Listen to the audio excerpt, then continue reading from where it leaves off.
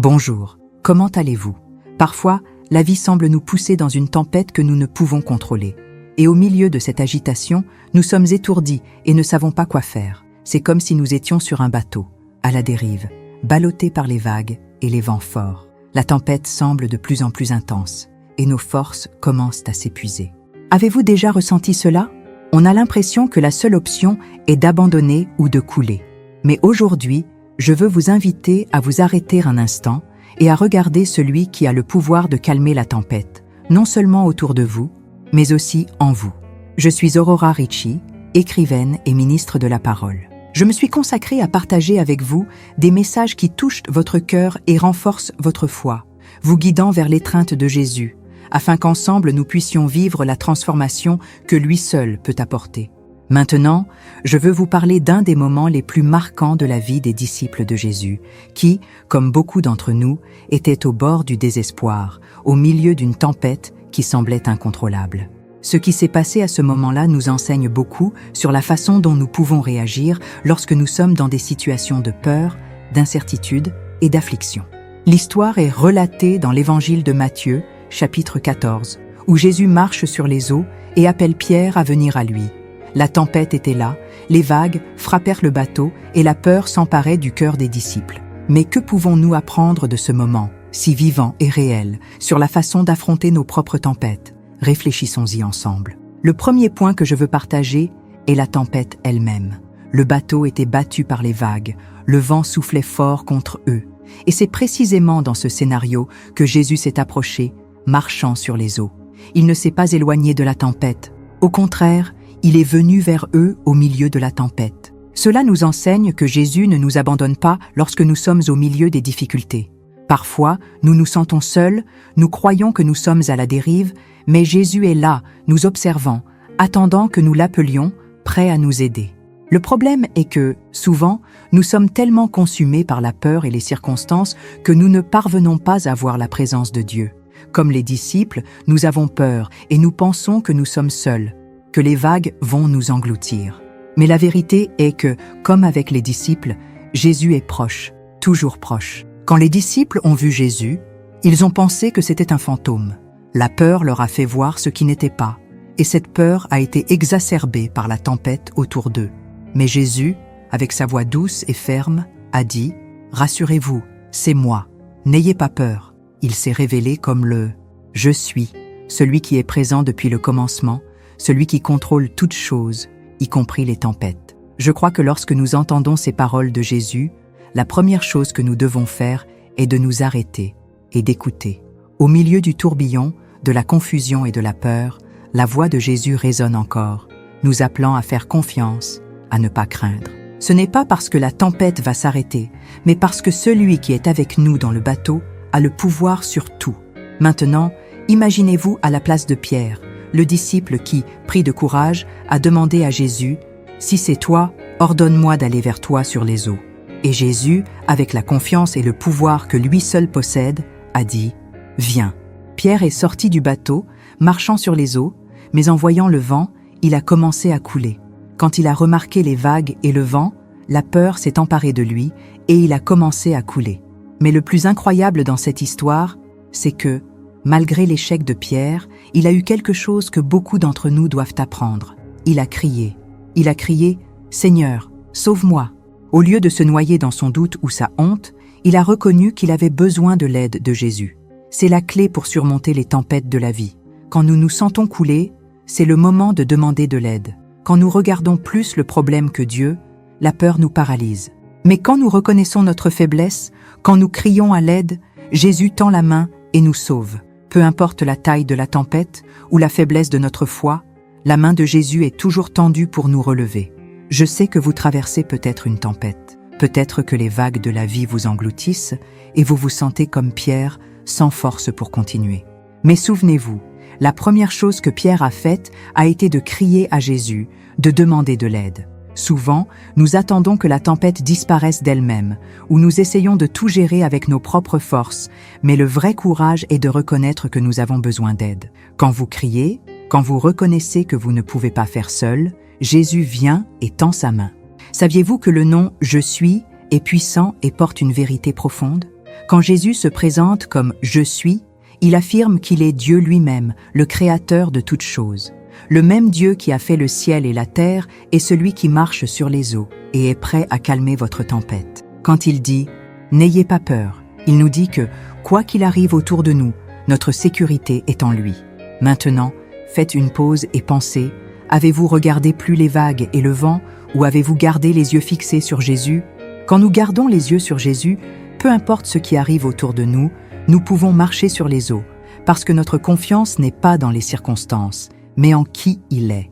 Continuez avec moi et réfléchissons à la façon dont la foi de Pierre a été mise à l'épreuve à ce moment-là. La tempête n'a pas disparu quand il a commencé à couler.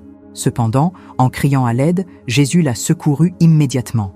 Cela n'a pas tardé. C'est un rappel de combien Jésus est toujours prêt à nous secourir. Quand nous l'appelons, il répond. La question est, avez-vous crié vers lui dans vos tempêtes? Ou avez-vous essayé de nager seul en espérant que la tempête passe? Quand Pierre a commencé à couler, il n'a pas hésité à crier à l'aide. Il a crié, et Jésus a immédiatement tendu la main. Cette action de Jésus nous enseigne quelque chose de précieux. Il n'attend pas que vous ayez toutes les réponses ou que vous réussissiez à résoudre vos problèmes seuls. Il n'attend pas que vous soyez parfait dans la foi, mais il attend que vous ayez confiance en lui, même quand tout autour de vous semble s'effondrer. Jésus n'a pas tardé à tendre la main. Il n'a pas questionné Pierre, n'a pas dit « tu devrais avoir plus de foi » ou « tu aurais dû rester concentré ». Il a simplement tendu la main et l'a tiré vers la sécurité. C'est la grâce. C'est ce que Dieu nous offre à tous, un secours immédiat quand nous crions. Peu importe combien vous vous sentez petit ou faible dans la foi, quand vous vous tournez vers lui, il est là pour vous tendre la main. Il n'abandonne pas, même quand vous doutez, même quand vous commencez à couler. La main de Jésus est tendue tout le temps, prête à nous secourir, à nous relever, à nous donner le courage de continuer. Quand Jésus sauve Pierre, il le questionne. « Homme de peu de foi, pourquoi as-tu douté ?»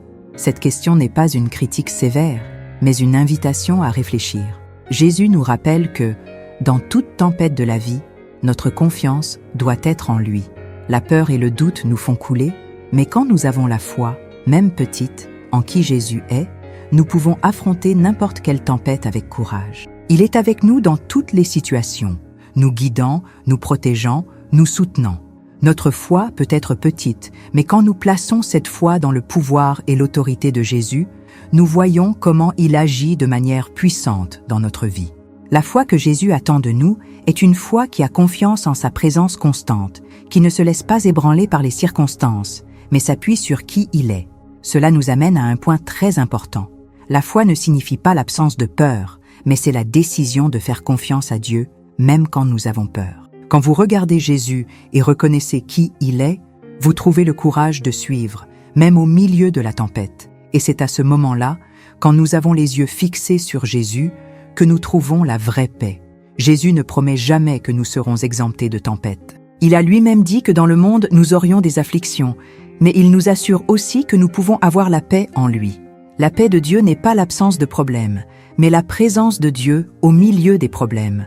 Et quand nous avons cette paix, nous pouvons nous reposer, même dans les tempêtes. Nous pouvons avoir confiance, même quand tout autour de nous est agité. Nous pouvons garder les yeux fixés sur Jésus, sachant qu'il est plus puissant que n'importe quel vent, n'importe quelle vague, n'importe quelle tempête. Souvent, c'est au milieu de la tempête que nous trouvons le plus profond de notre relation avec Dieu. Parce que c'est dans la douleur, dans la lutte et dans la difficulté que nous apprenons à dépendre totalement de lui. Quand tout semble s'effondrer, c'est là que le Seigneur nous enseigne à avoir confiance en lui de manière plus profonde. Quand vous criez à l'aide, vous dites à Dieu « Je ne peux pas faire ça seul, j'ai besoin de toi ». Et c'est exactement là que Dieu entre avec sa main puissante pour nous secourir. Parfois, la tempête ne s'en va pas immédiatement. Il se peut que le vent continue de souffler et que les vagues continuent de frapper. Mais ce que nous pouvons apprendre, c'est que, même quand la tempête ne cesse pas, nous pouvons expérimenter la paix de Dieu. Nous pouvons nous reposer sur le fait que, bien que les circonstances autour de nous soient turbulentes, le Dieu qui nous garde est avec nous et nous soutiendra. Au moment où Pierre et Jésus sont montés dans le bateau, la tempête a cessé. Cela nous montre que, quand Jésus est dans notre bateau, il a le pouvoir de calmer la tempête. Il a le pouvoir de changer les circonstances, mais plus important encore, il a le pouvoir de nous donner la paix au milieu de n'importe quelle situation. Il est le Seigneur de la création, et toutes choses sont sous sa domination. Quand nous lui confions le contrôle de notre vie, il nous guide, nous protège et nous donne la force nécessaire pour traverser n'importe quelle adversité. Mais peut-être que le plus grand rappel que nous pouvons tirer de cette histoire est ce que les disciples ont dit après que Jésus a calmé la tempête. Ils ont adoré Jésus et ont dit « Vraiment, tu es le Fils de Dieu ». C'est la réaction correcte. Quand nous voyons la main de Dieu agir dans notre vie, quand nous expérimentons son salut, notre réponse doit être l'adoration. Nous devons reconnaître qu'il est le Fils de Dieu, le Roi des rois, le Seigneur de toutes les tempêtes. Et notre adoration ne doit pas être seulement de mots, mais une adoration qui se reflète dans notre confiance en lui, dans notre courage pour affronter les difficultés de la vie, sachant qu'il est aux commandes. Je sais que la vie peut être difficile. Les tempêtes peuvent être intenses et parfois, il semble que nous soyons à la dérive, sans direction, sans force pour continuer. Mais je veux vous rappeler aujourd'hui, vous n'êtes pas seul. Jésus est aux commandes de tout et il a le pouvoir de calmer les tempêtes autour de vous. Plus que cela, il a le pouvoir de donner la paix à votre cœur, même au milieu de la plus grande des tempêtes. Je sais qu'il n'est pas facile de garder les yeux fixés sur Jésus. Les vagues sont hautes, le vent est fort et la peur peut être accablante. Mais quand vous gardez les yeux sur Jésus, vous trouvez le courage. Et même quand la peur essaie de vous tirer vers le bas, n'oubliez pas de crier « Seigneur, sauve-moi ». Il tend sa main pour vous relever, il ne vous laissera pas couler. Il est le « Je suis », le Dieu qui calme les tempêtes et nous guide à travers chaque difficulté. Alors, que pouvez-vous faire maintenant? Regardez Jésus. Gardez vos yeux fixés sur lui, même quand tout autour de vous est agité. Souvenez-vous que quand vous criez, il est prêt à vous secourir. Il est à vos côtés, tenant votre main, vous guidant. Et, quand vous vous sentez faible ou que vous doutez, sachez qu'il est le « Je suis » et que dans ses bras vous trouverez la force et le courage de suivre. La tempête peut ne pas disparaître immédiatement, mais la paix que vous trouvez en Jésus est quelque chose qu'aucune tempête ne peut vous enlever. Il est notre rocher, notre refuge sûr. Dans n'importe quelle tempête, il est suffisant. Alors, je vous invite à vous reposer en lui aujourd'hui. Faites-lui confiance, gardez vos yeux fixés sur Jésus et sachez que, dans n'importe quelle tempête, il ne vous abandonnera jamais. Il est le Seigneur sur les eaux et sur toutes les circonstances de votre vie. Maintenant, faites quelque chose de spécial.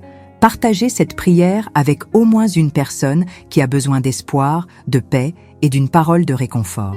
Vous ne savez peut-être pas ce que cette personne traverse, mais Dieu le sait, et il peut vous utiliser comme un instrument de bénédiction. Laissez ici dans les commentaires votre demande de prière. Peu importe la taille du défi auquel vous êtes confronté, ensemble, dans la prière, nous pouvons crier au Dieu qui fait l'impossible. C'est un espace de foi et de communion, et nous voulons que vous sachiez que vous n'êtes pas seul. La prière est une arme puissante, et quand nous nous unissons, le ciel se déplace en notre faveur. Si vous ne vous êtes pas encore abonné à la chaîne, profitez-en maintenant. Ne manquez pas l'occasion de recevoir quotidiennement des messages qui vont renforcer votre cheminement spirituel et renouveler votre foi. Activez la cloche pour ne manquer aucun contenu et restez toujours connecté à la parole de Dieu. Ici, nous sommes ensemble, comme une grande famille en Christ, grandissant en grâce et en amour. La parole de Dieu est vivante, et la diffuser peut apporter réconfort et espoir à de nombreuses vies. Que la paix de Dieu soit avec vous et que, au milieu de toutes les tempêtes, vous puissiez trouver le courage et la confiance pour continuer ferme, avec les yeux fixés sur Jésus.